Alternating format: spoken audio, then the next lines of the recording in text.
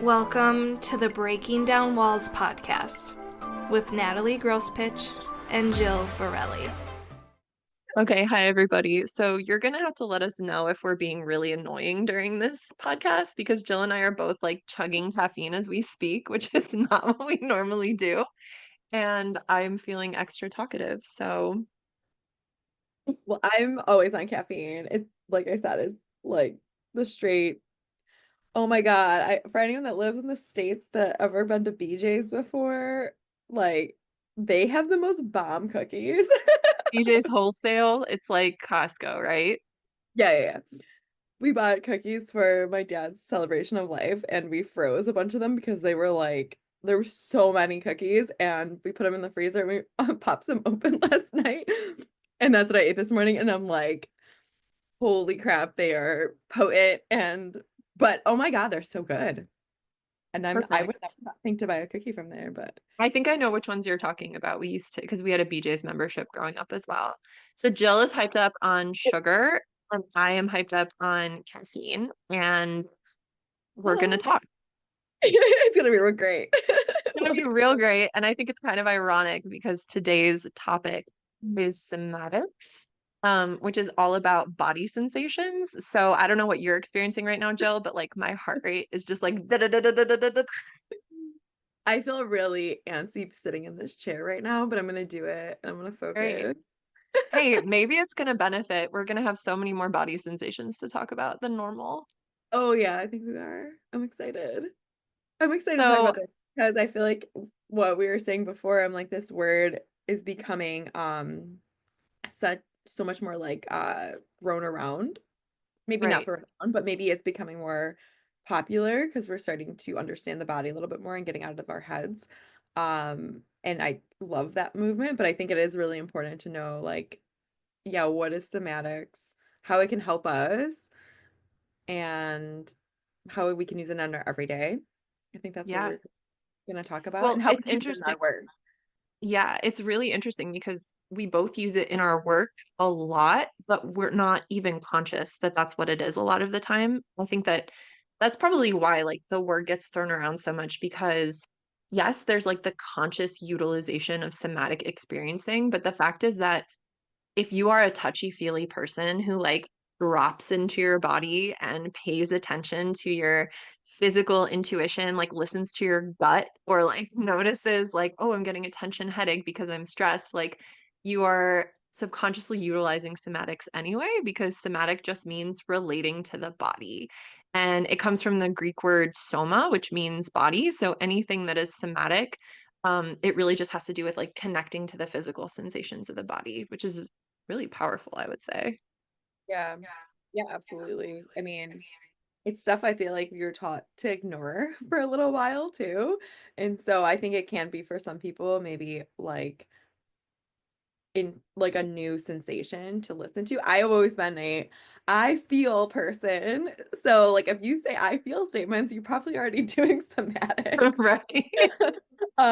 But other people like don't speak in that language. I think that's like one of the things that I notice is people that say I feel, or is it like I think? I think that's the other one. Mhm. Tend to Yep. be mind. So that's like a little way to maybe notice like if what you're experiencing and where is it coming from a little bit, maybe right off the bat. Yeah, definitely. It's interesting if you guys are familiar with like the Myers-Briggs personality test, the 16, you can figure out what yours is at like 16personalities.com.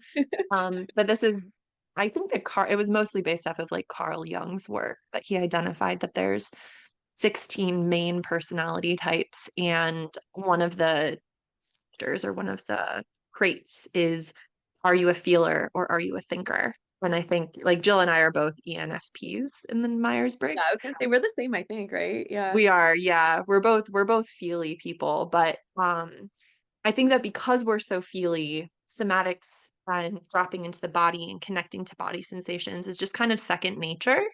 It's something that we've like just kind of done automatically. But I have definitely encountered people who are hardcore thinkers, um, where it's almost like there's a disconnect between the mind and the body. I have met many people who like don't really ever pay attention to the sensations in their body. And so Yeah. it takes a lot more effort to kind of like form those connections from the thoughts into what it is that you are physically feeling. Has that come up for you in your work, Jill? Ah, I can tell almost when someone is like maybe because we don't always go into maybe that per se, but I can kind of feel like I kind of can feel when someone's a little more cerebral and like mental. My work is a lot about being in the body, and like I say that like when we start our shoots is like, hey, we're going to be dropping into the body. This is your time to be with your body today. Um And I usually set up the context of like, you can give me some ideas of what you want to experience, but also you can also surrender to the experience and let me just guide you through it. 90% of the time, people just want to be guided through. So, well, I don't know. Like, I should ask more people if they tend to be more feelers or thinkers. I would actually be really interested. I tend to notice like people, I was thinking about this yesterday actually, how there are some people that I work with that are very and I don't know if it's just like because I do photography, so they're a little bit more conscious of like image, but they'll like be very aware of the photos being taken and very more, and I don't know if it's like self-conscious, but like I don't know if it's like controlling of that image of what that image looks like. I don't get a lot of clients that are like that, but when they do, I just feel this like it is like an energy of I can feel I don't know if it's cerebral or like mental or what it is, but like there is like something I like feel like I'm like our energies kind of like touch and like it's like this sort of I don't know how you can't see my hands but it's like this wall like I feel like our energies push up against a wall and it feels more tense, which is I think when they're in their heads and not really dropped into their bodies because they're really thinking about what their body's looking like rather than how it's feeling, if that makes That more makes, sense. yes, absolutely. Like there's almost a resistance because Yeah.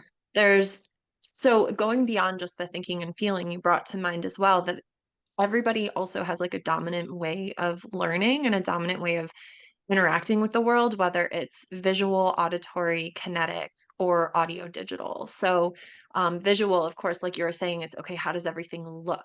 And there can be like that focus on appearances and really like using that sense to process information in the world. Obviously, auditory is listening, and these are people who maybe are like more interested in the conversation and communication. And then kinetic is also more of like touching, feeling, moving. Like these tend to be people who need to do something with their hands in order to really integrate it into their body. And then audio digital is more about just the information and like the very, very logic component of it. So it's interesting when you're talking about these, different like photographing different personalities or people who have these dominant traits, dominant ways of processing the world around them, and also responding to the world around them. I think that we have different ways of responding to different sensations and different ways of responding to discomfort. So, for example, with you being a boudoir photographer and people are in situations of vulnerability really that are different from their everyday life, it can create these different like energy fields in a way. And people can rely on almost these like subconscious defense mechanisms if they are uncomfortable, or even if the direction that you're giving them is foreign. So for you to be such a touchy-feely person, it's second nature for you to feel into your body and understand exactly where you are in space because you've done it so many times before. But maybe for someone who's a little bit more cerebral, like that type of guidance of like, okay, now I want you to really like feel your heart space opening. They might be like, what the heck is that? And then it kind of creates Yeah. almost like a Yes. a shield of, oh God, what is happening right now? Yeah, no, absolutely. Like I just want to say from like this past weekend, I did this like pop-up photo studio and I think I photographed someone every 10 minutes for like a while. So there was probably like 10 people in a row that I photographed. And most of them were dancers. So like they were very much like feelers. And so there was an easier flow, but there were a few people that I could feel this like instant. And I think it's because I'm becoming more in tune. I've always been pretty in tune, but like the more I'm becoming more aware of my energy and my surrounding and like allowing myself to be big in a sense, I can really feel when someone comes in and it's like the energy shifts a lot, or like I can tell like I have to drop into a different like place or be in a different place or speak a little bit differently to them. But I haven't noticed that because I haven't photographed people that like right back to back in a long time. And so it was really interesting for me to notice even what was happening in my body when that person or certain people would come in, like when people were like really unaware of themselves or really like, could feel that this was like uncomfortable what they were doing it anyway kind of thing, where people that were open and sensual and like touching themselves and how like I was how my body is reacting to that. Because I said even the next day on social media, I'm like, I feel hungover. Like I'm so exhausted because there was so much like energy being held. And I'm like, I don't know what this is, but now that I'm thinking about it, it's probably because it's feeling so many different people. But I'm sure you get that in your work too. Like, what does it look like for you? Like the clients that you work with, do they tend to be more in their heads or in their bodies for you? Would you say? Yeah, that's such a great question. It varies quite a bit. Yeah, There are some, I feel like in general, I do tend to attract people who are already quite conscious of their, especially their intuition and especially like their feelings, because my main clientele to this point have been people who identify as empaths. And yeah, most people, they even find that term because they're looking for an explanation of like, why am I always feeling this way? Like, why am I always feeling like I'm carrying these energies of other people, etc. And so they have to be able to identify they're taking on stuff from other people in order to even find that identity of empath. So I feel like I have been very lucky in that sense. The vast majority of people who come into my circle have that level of awareness, but I will say it definitely is to varying degrees. There are some people who come into my sphere who are just like so in tune with their entire like physical energy. And I think what it really comes down to is you kind of have to build it like a muscle. I think that some people are predisposed to having a deeper connection with their physical body than others. And at the same time, I think that it is something that you can learn to grow and develop over time. Person who's coming into my mind right now is my friend Haley, who she has neurodivergent um, tendencies and she's been diagnosed with ADHD. And one of the things that is so brilliant about her and her work is that she felt disembodied for her entire youth. Like she never felt connected to her body until she started practicing yoga, which is such an incredible tool for becoming more embodied and having more of these somatic in-body experiences. And she became so fascinated by the topic of embodiment that she ended up training in embodiment. And she took all of these classes and learned from all of these people who really understood somatics and understood how to help people get connected to their body sensations. And now she herself is an embodiment coach, which I think is so cool because this is someone who like wasn't naturally predisposed to connecting to her body in that way, but she really trained herself to get into it. And now she's so passionate about it, and she's so passionate with helping other people, especially those who have ADHD and who are prone to basically becoming disembodied and kind of like I've heard that people who have ADHD can sometimes feel as though they're floating above their body at all times, and they're not really like rooted physically within their being. But she's become a guide for people like that. And I think that there's a huge benefit to this, not just because you can, live a more grounded and more present life, but also because our bodies are able to give us so much more information than just our eyes and ears can. Like if we're only focusing on the sensation of what we see and what we hear, and we're keeping everything really cerebral, yes, we can get good information from there. If you can also feel into what all of your other organs and all of your skin and all of these like sensations within the body are telling you, and even within the energy body, you can really, really pick up on a lot more information. And I imagine that's what happened to you during that session of constantly being exposed to new people's energy every 10 minutes. Because you have such an open physical space, you were probably just in an information overload because you were taking in so much of what was going on around you. Yeah. And like that was just like a minimal of it, right? Because like, I was also in class and I also was doing all this other stuff and it was like a crazy information day. And but like I know I'm so aware of my body that like the next day it was sort of I could maybe intellectualize it a little bit of like, okay, I know why this is sort of happening. I know what I need nourishment, how to nourish myself that next day and take care of like my energy in that way too. So I'm excited to talk about more about this because I think maybe a lot of people do experience these things. They just don't know how to like how to process stuff out or like how to take care of their that part of them. Yes. These things do happen. So Yeah, I'm that's super pumped about cool. this too because this somatics and somatic experiencing have been a huge part of my work even before I had a word for it, like even before I knew what it was or what it's called.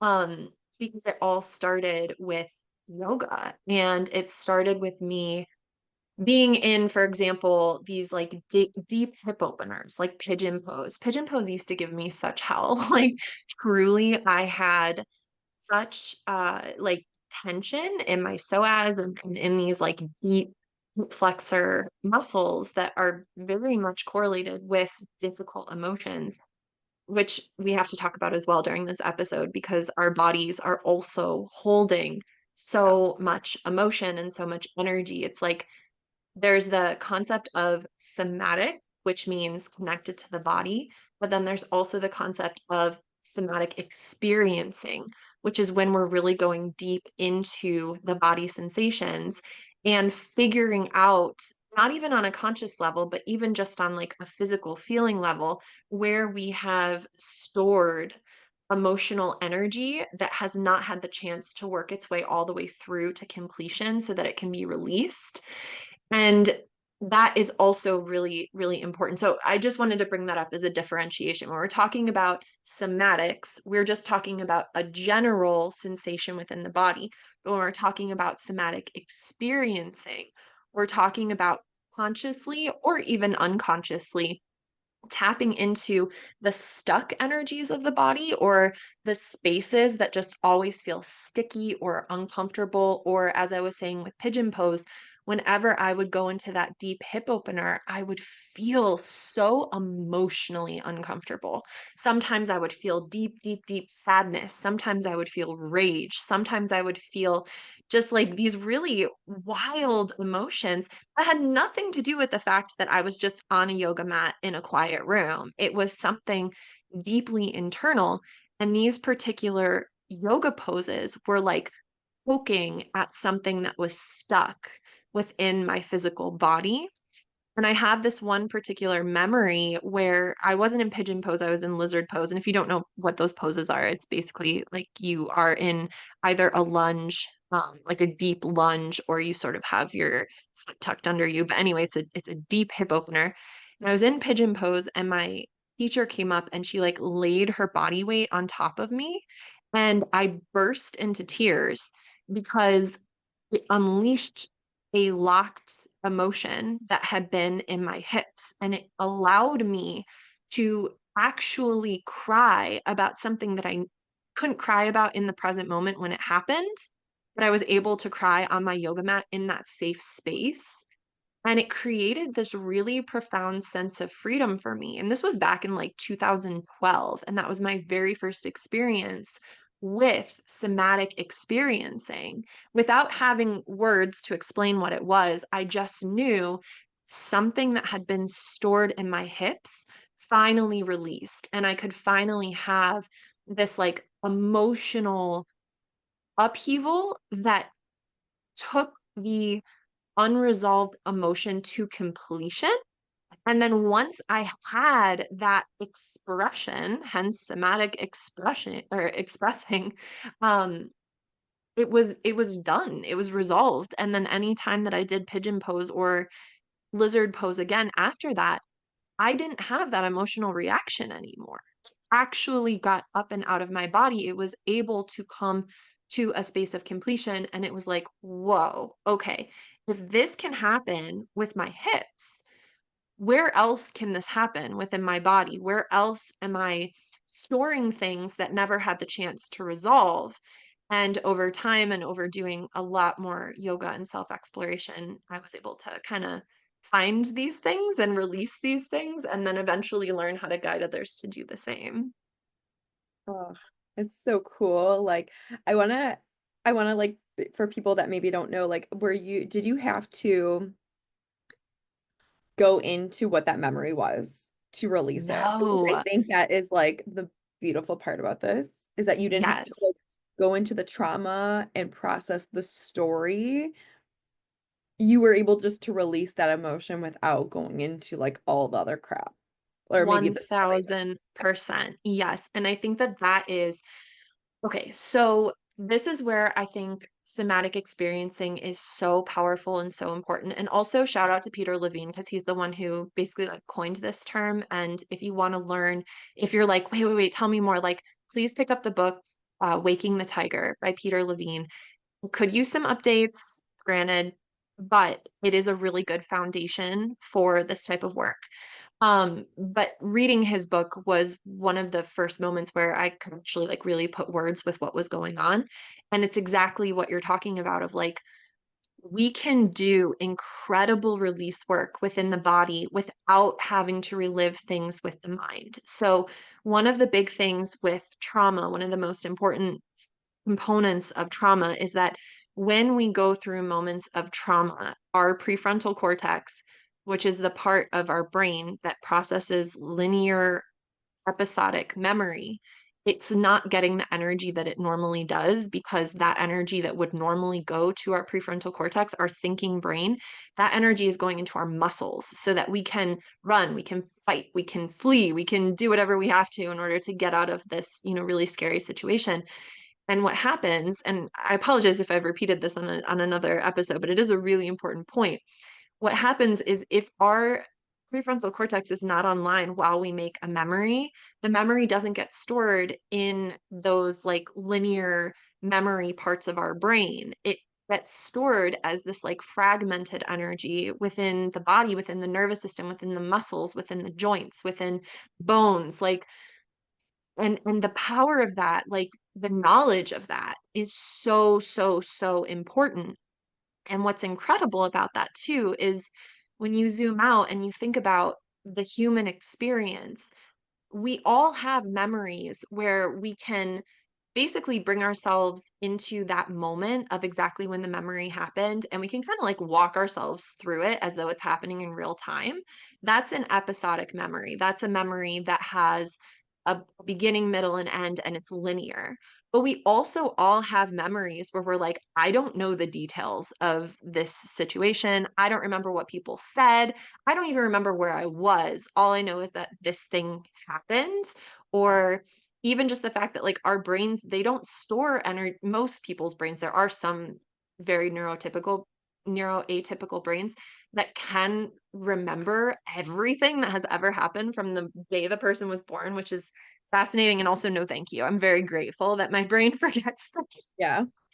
It's like it's important to think about that like our brains, they forget things, they distort things, they suppress things, they let things go, they you can plant false memories in the brain. Like our brain is not really the most reliable thing when it comes to recalling what happened in the past.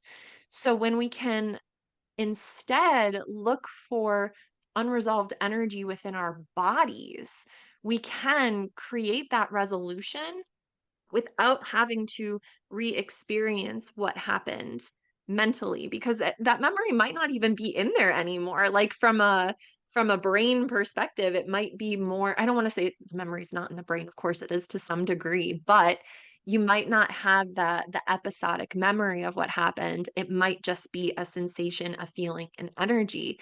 And so when you do go in there and you release it, sometimes, yes, that release will bring something to the surface. I have had that happen before.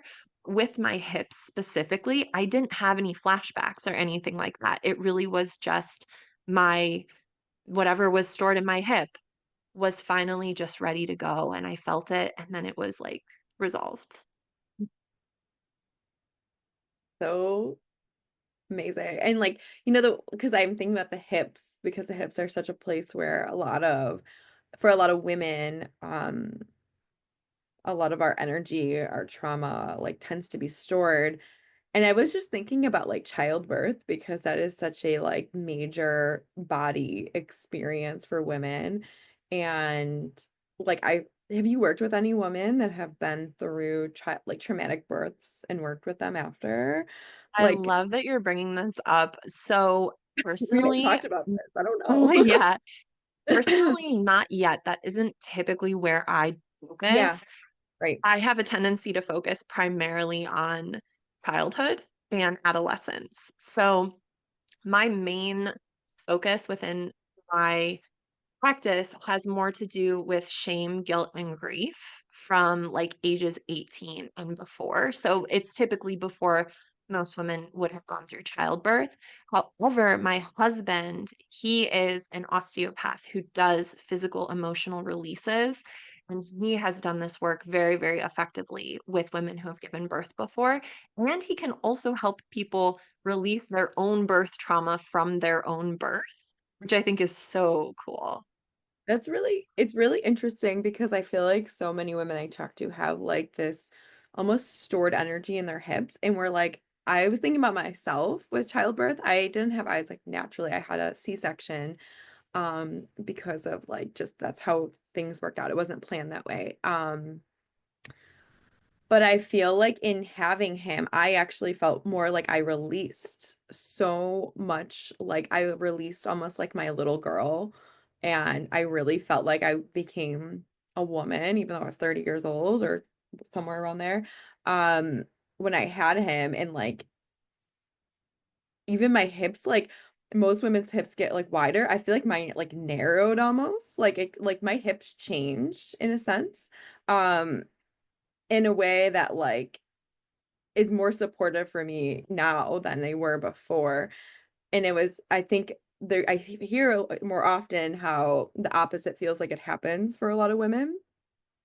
Um, but for some reason, I feel like that was like almost like a catalyst for me to like step into a deeper part of my like womanhood or whatever that was, motherhood, I guess. But it was like, I feel like more of a woman now, in a sense, in my body than I did before him. Like, where, and I'm like, I'm curious now. I'm gonna have to sit with this. This is me like intellectualizing right now in real life because like there was like this definitely physical shift and emotional shift and definitely took place over more time. But yeah, I want to like kind of sit with that because that was something that happened to the body and I'm curious of like what was stored there or what was released even in like childbirth that like maybe I was storing before him and now I was able to like kind of release during that experience a little bit. I'm gonna sit with it. I'll come back. I think you brought up a really good point though, because this is a very common experience that Yeah. having children and going through childbirth it can release a lot. Yeah. I've heard this happen for many, many women, and I think a lot of it is really tapping into that primal power, like a lot of the pregnancy and then the birth and everything. And even if it does end up, with a C-section as opposed to a natural birth, there is a lot of this very primal, animalistic energy that occurs. And that's exactly what somatic experiencing taps into. So if you go into Peter Levine's work, I mean, it's called Waking the Tiger, right? it is about waking that very, very primal part of us already knows how to do this stuff. Like Yeah. our bodies are designed to shake it off when we have just been through something that was like really jarring. There's a lot of, if you look at the indigenous cultures, there's so much wisdom around the dancing and around the moving and shaking and singing and getting these energies out of the body. If you watch a gazelle that has just escaped a lion, you're going to watch it kick its legs and shake its whole body. And if you've ever spent any time with a chihuahua, you're going to see that that little thing shakes like crazy because it's constantly feeling usually threatened. I mean, it's very small, so it makes sense. But all of these mammals, and I think it goes beyond mammals as well, but specifically the focus is on mammals because that's what we have these mechanisms that encourage us to shake that energy off so that it doesn't get stored in the body. And so I unfortunately a lot of our current society doesn't honor that. In fact, it tends to be encouraged to do the opposite and like, sit still, be quiet, don't shake, don't be weird, don't make those weird movements or whatever. But it does make sense to me that with childbirth and all of the primal energies that come from that. And also, like, you're encouraged to scream, yell, move around, go in the positions that feel right to you. Like, truly, there's nothing much more somatic than giving birth, I would imagine. It really does activate like a primal part of us that I think could absolutely encourage that energy to release from our body in the same way that these other mechanisms would. Yeah. I was actually, when you were talking, I was like thinking about before you went into like the how, yeah, animals that have been in trauma like shake. And ever since that became a little more in my awareness, I'm like, I try to do that more.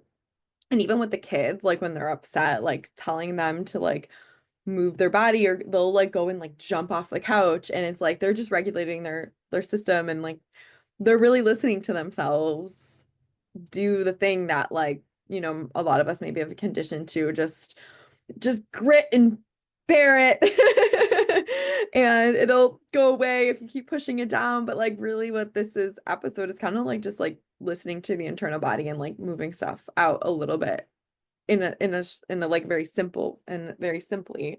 Our body is so intelligent, and Yeah. it holds, like, if we can like let the brain turn off, our body's gonna do what it needs to do to like take care of us, I think.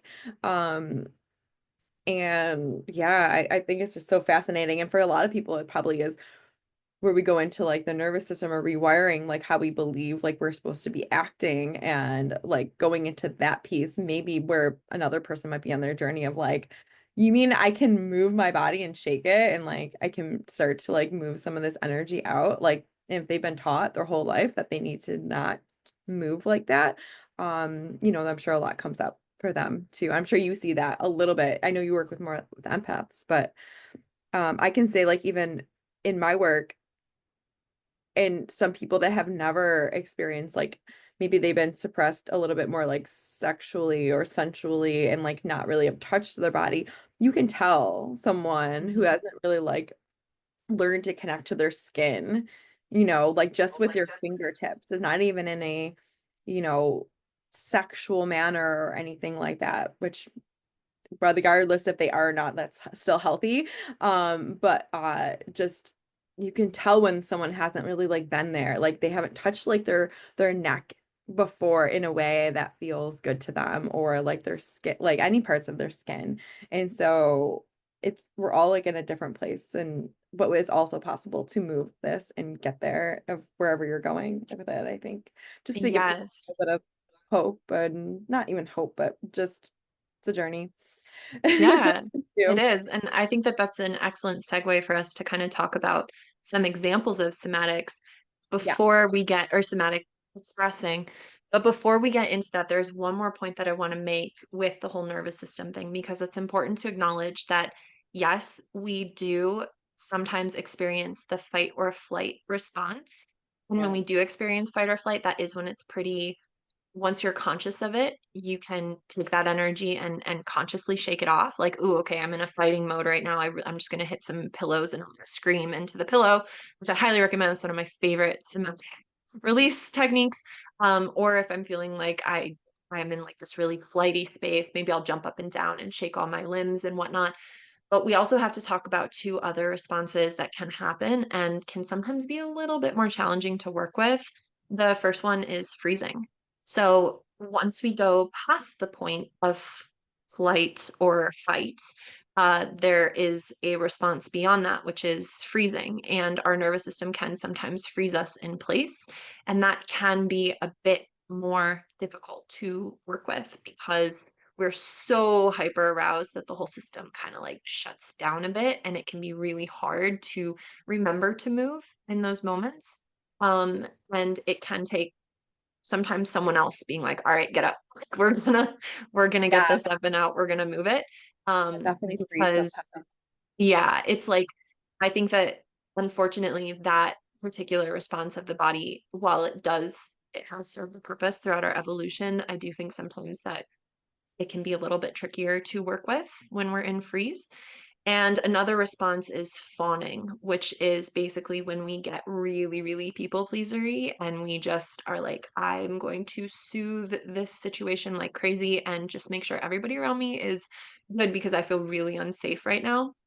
And fawning can unfortunately become a habit that also can create repressed emotions, typically anger. I would say that the vast majority of people pleasers that I know actually have a lot of repressed anger that really eventually does want to come up and out.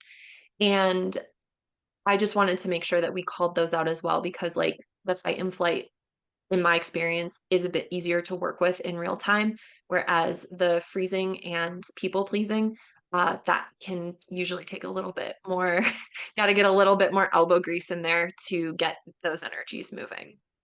Yeah. And I think I would actually tend to the latter, like the freezing and the fawning. I probably am more, Hmm. that's like what my more experience or have I've definitely worked so much on the people pleasing aspect because something that made me realize this, especially last year, where I felt like this sensation of feeling really undervalued and was coming up. And I realized it was because I was fawning and people pleasing. And then it came back down to like who I was. And then at the end of the day, it's like, well, how do I keep myself safe?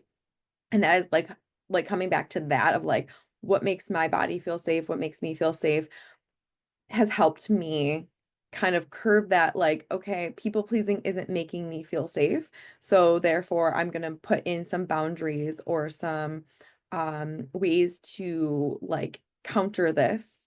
So that's like something I've done. And then like the freezing, I still do that still happens. And it tends to be like in fights or if there's like yelling going on. I know I'm one to freeze in that situation because I'm taking in a lot of information and I'm trying to like yeah, like I think it's again it comes back to safety of like can I speak can like what is the right thing to say that might be like some things that the brain might be saying um and I honestly I work through that a little bit but I still do it and finding the right segue like the right word to like start that conversation or like intervene um That's definitely been a practice that I don't have like a sentence I tell myself yet or anything like that. It's just sort of like what's happening around me. More Yeah, so just to give a little I would context. argue that in general, from my experience, women tend to lean a little bit more towards the freezing and people pleasing. In my, from again, I work primarily with empaths, and those do tend to be the primary ways of coping is to Yeah. to freeze and fawn. But the vast majority of my clients are women, so maybe that's why I've sort of drawn that conclusion. But I think also from a societal perspective, it does make a lot of sense. So it's good to be consciously aware of it. And it's interesting too that you had that realization of like, wait a minute, people pleasing isn't actually making me feel safe. And that is one of the beautiful things about spending time with somatics, with somatic experiencing, and with getting to know your body. When you get to know your body, you start to feel what is in alignment with you, what is not in alignment with you, what feels safe to you, what doesn't feel safe to you. And I think what happens is as we develop, we are told by the powers that be, whether it's, the authority figures in our family, uh, school, society at large, whatever, we're told what to feel and how to feel, and like, this is good, this is bad, blah, blah, blah. And it kind of can throw us off from our own inner compass a bit and our own inner alignment. I really love the word alignment because when I think of alignment, I think of like this beautiful vertical like rod. And I think of it as like this rod that basically I think of the spine and I think of from our tailbone to our head, just like this beautiful channel, this like pipe almost. And when we are in alignment, it's like we can feel our spine is like stacked in this really nice way, and there's a comfort in the body because everything is aligned where it should be and where it feels most comfortable. And I'm talking energetically and not physically, but I like to visualize it as our spine. And when we're out of alignment, it's like we feel just kind of like we can't get comfortable. And like there's some things are stretching and some things are pulling and they're poking and they don't feel quite right. And I think that if we can learn what true alignment feels like in our bodies, in our emotional spaces, in our energetic space, we can also become aware of when we are out of alignment and we can get faster at noticing, okay, this person doesn't feel safe to me. So I'm going to decrease the amount of time that I spend with them. Or, this situation, I am noticing that I keep having this physical reaction, so I'm going to alter it in X, Y, and Z way. And once we know what our aligned state feels like, we know what is out of alignment for us, and that's when we can start to make adjustments to come back into that very like true and authentic space where our body, mind, spirit feels Mm. authentically like safe, I Yeah. suppose. Mm. Yeah. Yeah. Yeah. Okay. So we Get it, have just girl. we have just like a few minutes left because I have a hard Yeah. stop today. So the one thing that I wanted to share is really practical things that anyone can do to start creating a deeper and more intentional relationship with the body and the information within the body. So Jill, you gave us a great one of just like consciously touching body. And it doesn't have to be in a sexual way. It can literally just be scanning, bringing our fingers down the arms, taking a moment to like touch our toes, explore physically the body. You can even just place your hands on different parts of the body. You can put your hands on your chest, put your hands on your shoulders, even put your hands on your knees if you're seated, and just like feel your body underneath your hands. This is really, I feel like Peter Levine does 1,000 different like, variations of this particular exercise because I think this might have come from Haley actually, but there was one thing where she was like, okay, pat your arms and say to yourself, this is my arm. Pat your legs and say to yourself, these are my legs. And I think that that in itself is like really powerful because you're claiming your body and you're like, okay, I am becoming aware that this is part of me. Yeah. Another really, oh, sorry, did you want to add to that? No, we do something similar in Somatica where it is like the body scan and like taking ownership, like especially if you've had trauma with like other people, like uh maybe it's sexual trauma or just people like invading your space and body in general and being able to scan that and be like, this is mine. And to touch yourself the way you want to touch yourself can be really powerful and healing in that way too, because you may have not been able to access that, or someone maybe have told you that like otherwise. So something we also do, yeah, in Somatica is something similar to that. Yeah, totally. Reclaiming the Reclaiming body that is word, yeah, huge. yeah, Yeah. it's a huge thing, yeah, for sure. Mhm. Another thing that you can do is just scanning the body with your eyes closed. You can feel your toes, feel your ankles, feel your kneecaps, and basically just go from the toes all the way up to the head into the fingertips or the other way around, and just noticing the different sensations. What does it feel like to be sitting on this chair right now? What do my clothes feel like on my body? What is the temperature of the room? And just allowing yourself to basically float your awareness through your entire body. This is one of my favorite things to do when I'm teaching a yoga class or like leading some kind of guided meditation. It's always starting with body scanning and just becoming aware of like, what is my body even doing right now? Another thing is grounding exercises. So this is feeling the feet on the floor and feeling all of the spaces that gravity is anchoring you to the earth. I love grounding. I think especially for people who are highly sensitive, big feelers, empaths, that sort of thing. We need to connect to the earth as much as we can. And Yeah. I love to ground. Do you ground a lot, Jill? Yeah, I do. I feel like I do it kind of like I'm doing it all the time. One thing I was gonna say is that like I moved last year, not very far, but like I moved to a new space last April, and one thing I was having so much trouble like being here that I would literally go and stand on the earth outside, like in the grass, like so much more often than I ever had because I was like trying to be in this new space and ground into like my new environment. I even would like go in town and walk barefoot on the sidewalks because I'm like, I need to feel grounded in this space. And yeah, that one was like a big one for me. I feel like over the last year, like especially when your environment maybe changes too. I know that's helped me a lot. And just like in general, when I'm feeling up here, up top, like in my shoulders and head and breathing into it. I feel You it just, now. The coffee is like yeah. to just become one with my body, so it's not buzzy as much anymore. Yes, exactly. And that was going to be the last Yeah. recommendation that I make is the conscious discharge of energy. And even with what you just did of like, ah, and like a big sigh. And Yeah. it's when you were talking about when you moved to your new location, you grounded and walked around barefoot a lot. For me, when I moved to Germany, mine was sighing.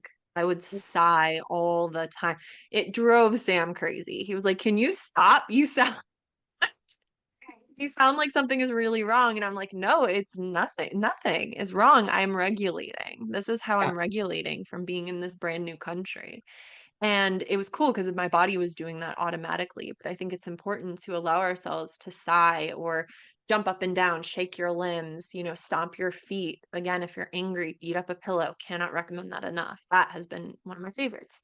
But giving yourself that opportunity to discharge energy is phenomenal for the system.